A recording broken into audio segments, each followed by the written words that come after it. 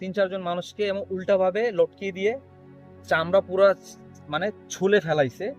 ওভাবে দেখলেও হয়তো ওই চামড়া ছোলা শরীরে তারা চাবুক দিয়ে ইচ্ছা মতো বাড়ি মারতেছে।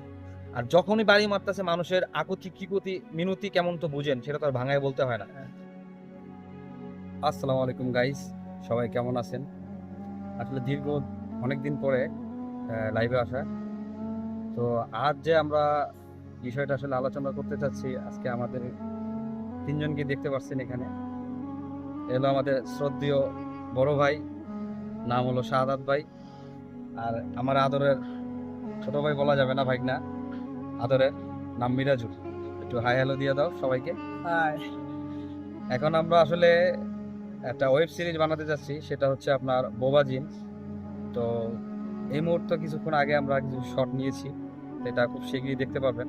এডিট করে আমরা ছেড়ে দিব। আরও কিছু বাকি আছে, কারণ আমরা বিকালেরা চলে আসছিলাম, কিন্তু একটু লেট হয়ে গিয়েছে, সন্ধ্যা চলে আসছে। এখন দেখতেই পাচ্ছেন পুরো যে পজিশনটা যেখানে ছিলাম, আমার পিছনে ভয়াবহ একটা কলা গাছ, পুরা নিজুম। এখানে একটা জায়গা আছে, সেটা হলো ভূতের বাড়ি।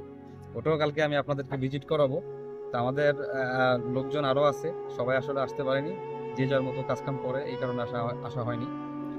তো আমরা কিছু আপনাদেরকে এক্সাম্পল ভূতের কিছু কাহিনী শোনাতে চাই, যেটা আসলে আপনাদের কাছে হয়তো ভালো লাগতে পারে, আবার নাও লাগতে পারে, যেটা আসলে বাস্তব, যেটা আমাদের সাথে হয়ে গিয়েছে।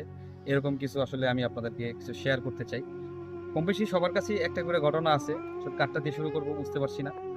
তো আগে মিরাজুল, তোমার জীবনে কোনো কিছু এমন কিছু আছে যেটা রিয়েল, তুমি হয়তো বা ভয় পাইছো, বা এরকম কোনো প্যারানর্মাল কিছু থাকতে পারে?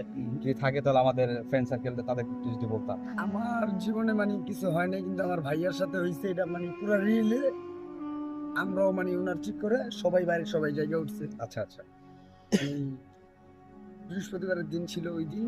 হুম বৃহস্পতিবার দিন আমরা রাত্রে খাওয়া দাওয়া করে 1:30টার ভিতরে সবাই শুয়ে পড়ছি ঘরে। ভাইয়া রাত্রে 3টা 3:30 বাজে মানে প্রস্রাব করার জন্য বাহিরে হুম হুম বের হয়েছে। বাইরে বের হওয়ার পরে উনি মানে প্রস্রাব করতে কলপারে ঠিকই গেছে। হুম টয়লেটটা মানে টিন সেট বাড়ি ছিল তো, হুম। মানে টয়লেট 3টা টয়লেট সবাই ব্যবহার করে।